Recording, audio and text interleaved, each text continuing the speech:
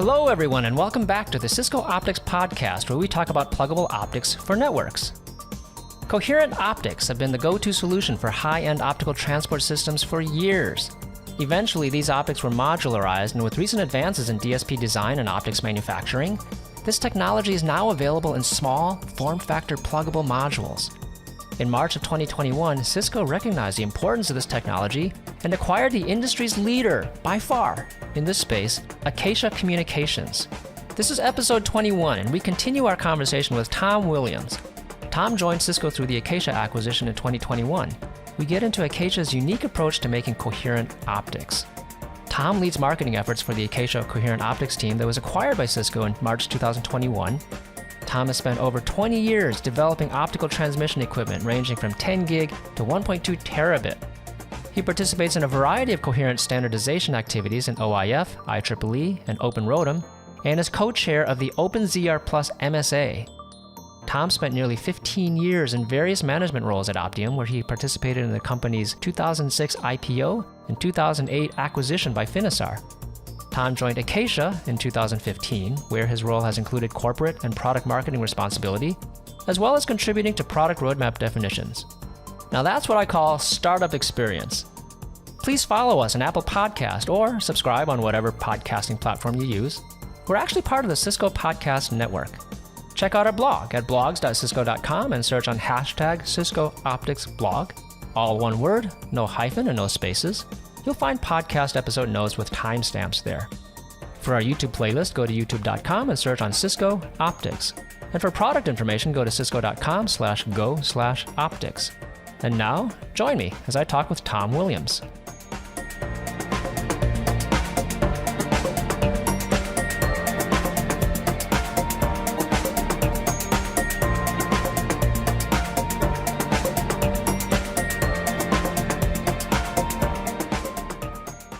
So, you mentioned both silicon and silicon photonics. So, was that like a two-pronged approach to solving some of the problems? Yeah, I mean, I think it really is a big portion of what has made Acacia unique. I think it's becoming more common today, where I think silicon photonics is more widely used in this space today. But I think if you go back 10 years ago, Acacia was very unique in both being a merchant module vendor who was developing their own DSP, right? Most of the module vendor, when I was at Finisar, we were buying a DSP from someone who, was focused on developing chips, and then we would integrate it into a module. Acacia was different in that they were developing those chips themselves and supporting the module design as well. But also, the investment into, believing that, it was the right time for silicon photonics. And I think they sort of align on silicon, but they're two different prongs to the strategy, or two different legs to the chair that are both kind of. We get asked the question all the time in terms of, what was the bigger factor in Acacia's success? Was it the DSP or the silicon photonics? And I think a lot of us go back and forth, right? On any given day, you might have a different sense, but I think they're both really, they've both been really key to the success. And, I think we've been able to do things. We talk a lot about, having the ability of the guy designing the silicon photonics can walk over and talk to the guy designing the DSP and figure out how to optimize and make the right kind of trade-offs, or figure out what's critical in his design. I mean, there is a great efficiency that comes from having all of those capabilities and being able to, work through those problems. I mean, it's actually interesting. I see a strong similarity to that, kind of moving it up a level with what we're able to do now as a part of Cisco. Where now instead of it being at the component level, it's now you have all this optics expertise, and you have the Acacia team and the Luxtera team and the Lightwire team, and you've got the system experts, and you've got, you can get all these people together and understand the different trade-offs and everything. I think that's, I see some similarities uh, in that model between, obviously the boundary of where you're thinking of the model changes, but I think there's some commonality in that approach. Yeah, I think it's really nice because at the end of the day, the problems to be solved are oftentimes very system level problems. But then, being down at the optical layer, we have solutions that can affect, you know, that several layers up, whatever problem it is to be solved. So that's really nice that we're all in the same house now. Yeah, I think, and every time you draw these boundaries and it creates some level of inefficiency, right? And so I think being able to just have a direct conversation about what whether it's the component guy who's having a conversation to say, okay, what are the real problems at the system level, or it's the system guy saying, okay, well, you know, what can you do to help me solve this problem, right? Mm-hmm. What here, it just I think there's an efficiency that can be had there, and certainly I think Acacia has benefited from that at the between the different components in the subsystem, but I think there's also the potential for uh, some of that efficient. It it'll just make our products better, right? Mm-hmm. I think just having that kind of input is really useful. We've always strived for it, but I think we can get a little bit more transparently now. Getting back to the silicon photonics approach, what what was it that drove that approach to just the photonic or the optics portion? So putting aside the emphasis on the DSP and the silicon, what like why why was it necessary or extremely beneficial to go silicon photonics and not just do traditional packaging structures? Yeah, I think it was the recognition that a coherent interface is made up of a lot a lot of individual elements, right? A lot, if you think about because coherent interfaces are generally doing modulation, whereas most direct detect is just doing amplitude modulation. Mm-hmm. Coherent interfaces are typically doing both amplitude and phase. So you've got,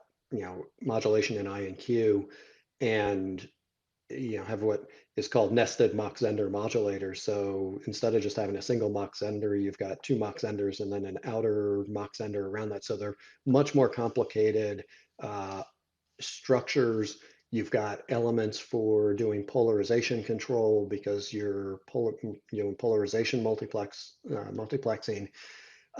There's just our original picks had over 50 elements to them, right? And so the benefit of silicon, one, that you can do a lot of that in silicon, and you don't need to use free space optics to do like some of the polarization control and everything is really helpful. But also the the higher the better control that you have over the silicon process and the repeatability and the higher yields and everything, because they're such complex devices. um, you're able to do put a lot of these functions onto a single device and make a pick that has a lot of different functionality on it. I think, to me, it comes down to, you see over and over again, you can look at a problem and you can say, okay, well, here's the reasons why that won't work. And that's what most of the industry was doing at that point, right? They were looking at silicon and saying, okay, well, here's why silicon won't work in that application. And I think what the team at Acacia did is they looked and they said, well, but it's got all of these benefits. If I can figure out how to make it work and how to get the performance out of it, let's go solve that problem. And I think it was a great way to approach the situation, to say, look, we know that we've got a benefit if we can solve all of the different challenges, and because you've got all of the capabilities in house, they were more able to do that, and ultimately really have shown that you can get excellent performance, right? I think we don't even initially, the silicon photonics was introduced in Originally was the CFP module was the first one to use the silicon photonics, and Okay. the main benefit there was size and power and everything to address kind of a metro application. But ultimately we moved to using silicon photonics for everything that you can achieve, the highest performance in the industry with silicon photonics. And you don't, it's just a question of approaching that problem from how do I design, how do I optimize the design for this solution, as opposed to can I plug this solution into the way I'm doing things now, right? And I Hmm. think it really is just the approach. And I think a lot of this does go back to when I talked a little bit about the process and how the team at Acacia approaches problems. Like after I was here for a few months, like it really was very clear to me that there is a different way of doing things here that is repeatable, because it gets to the way decisions are made, it gets to the way problems are solved. I think it's just a really healthy way of doing things. So you said um, prior to the CFP, so it was actually individual components, not silicon photonics. So, Yeah, Acacia's earliest products were using individual components. So if you go back to the first 100 gig 5x7 module, it was using uh, lithium niobate modulators and discrete components and oh everything. It was the wow. CFP module was the first time that the team introduced the silicon photonics. So it's not like it's impossible in principle to do it, but I can imagine if you're using these lithium niobate modulators, like it's never going to fit into a QSFP form factor, right? Yeah, I think most of the industry recognized, I think the two different approaches was silicon photonics or indium phosphide. Um, Hmm. and I think if you go back to the 2013, 2014 timeframe, I'd say most of the industry was on the indium phosphide. And there's been successful indium phosphide products on the market as well, right? It's not that you can't address, I like to say every company has their own toolbox that they Hmm. work with, and their own set of solutions. I think you know we found our toolbox to be very effective, Hmm. but there are other paths, and in some applications the indium phosphide's been a successful way to approach the problem as well. Sorry for So I people. think integration was definitely necessary, right? You certainly couldn't have stayed with the lithium niobate of 10 years ago and achieve the kind of compact form factors that we have today. Okay, so they're both approaches to integration. Can you explain what are the differences between these two approaches, indium phosphide and silicon photonics? Yeah, I mean, to me, I think there's um, two big differences. One, uh, silicon leverages the existing fab infrastructure, right? And takes advantage of being able to utilize that infrastructure. Sure, there again, it gets to there's some things that you need to work through in order to do that.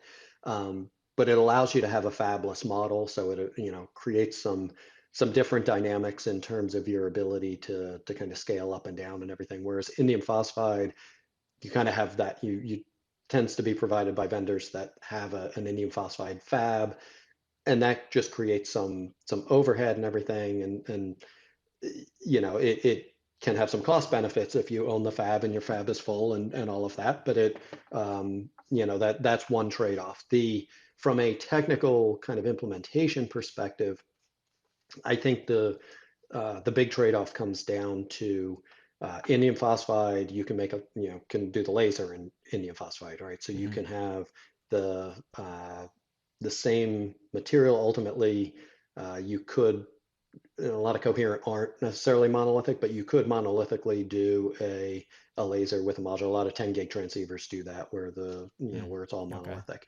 And So so that's so you can avoid it's having very to fiber couple the exactly. or So put a lens on it's the laser.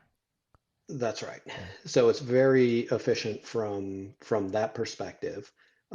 But The downside of indium phosphide is that it's very temperature sensitive. It usually has to be controlled on a thermoelectric cooler, Mm. and you don't want something that's on a thermoelectric cooler to be very close to something generating heat like a DSP. And so that's sort of the trade-off there. On the silicon side, you can't do the laser into or at least the gain in silicon.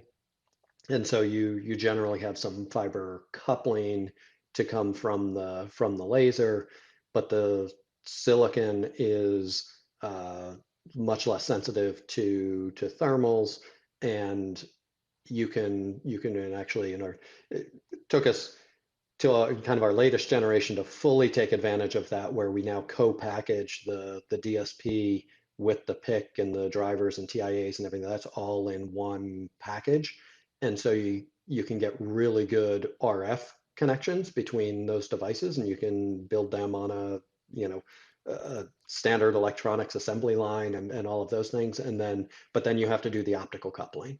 And so that ends up being kind of the trade-off is, do you want your high-speed optics sort of paired with the DSP, or do you want it paired with the photonics? And I think that's the biggest trade-off in terms of the technical approaches between the two. Sorry. Can you say that one more time? Okay. Oh, sorry. First of all, you mentioned PIC and integration. So were you saying that the PIC and the silicon can actually be like on the same substrate or something, like when they're packaged together? Is that what you meant? So yeah, we actually package the DSP and the PIC in on the same substrate in one package, And then they're and like it wire with bonded with to each drivers. other? Yep, Or? Okay. yeah, yeah. So that allows you to really, really get both really good performance, as well as from a manufacturing perspective, it's much more scalable. Okay. But the indium phosphide approach would be what? You could actually have the DSP monolithically integrated with the photonics? Not the DSP. The generally with indium phosphide, the DSP is in a separate package Okay. So that's still from the separate. optics. Yeah. So the DSP is still going to be all silicon, Yes. not Yes. not a 3.5. Yes. Okay. So what would be the indium phosphide approach then? How would packaging look much different? So there, um, generally the indium phosphide is usually in some sort of gold box, and you can do a lot of it. You can in indium phosphide, you can put the laser and the modulator and the driver and the TIA in it. So it's sort of like you have everything but the DSP in indium phosphide. You have everything but the laser in silicon. Mm, Is sort of the trade-off. okay. So in both cases, you kind of have two components. There's hermeticity uh, trade-off. Generally the indium phosphide usually has to be in a hermetic package. Silicon can get away without being in a hermetic package. Um, so there's some other trade-offs like that, but the biggest architectural difference is, do you couple the high-speed optics with the DSP, or do you couple the high-speed optics with the laser? Is the thing that Okay. is sort of first and foremost. Okay. Oh, by the way, PIC is photonic integrated circuit. Integrated circuit. Yeah, Okay. I So tend just so people tend to know. throw around a lot of acronyms, but yeah, photonic integrated circuit. So that is the silicon photonic component that, when I talked about having 50, it's got Hmm. multiple modulators and photodiodes and all of the elements for all the polarization control of everything that is all the high speed Hmm. optics. And is there a power consumption advantage as well to integrating them on silicon rather than individual components like the pre-CFP days? Silicon tends to be a little bit lower power, largely because you don't need the tech, the Mm. thermoelectric cooler. You know, I I think it in some applications that's the bigger part. I actually don't think in most applications the power is the primary reason today. I Mm. think maybe at one point it wasn't, and I think it's an edge like in 400ZR where we're targeting QSFP DD form factors. Hmm. I think most of the vendors in that space are doing silicon photonics, but it it it really in like in a CFP2 format, you can probably do both of them. I think the other benefits of silicon are probably a bigger factor than the power. Okay.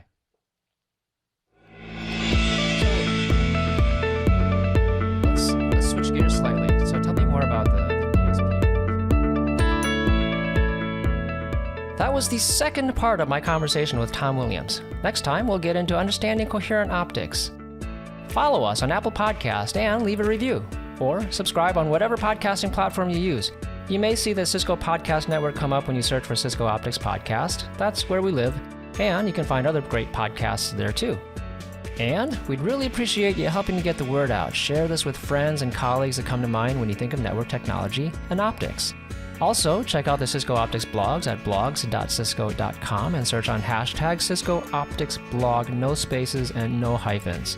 We also have this podcast and educational videos on YouTube. Just go to youtube.com and search on Cisco Optics.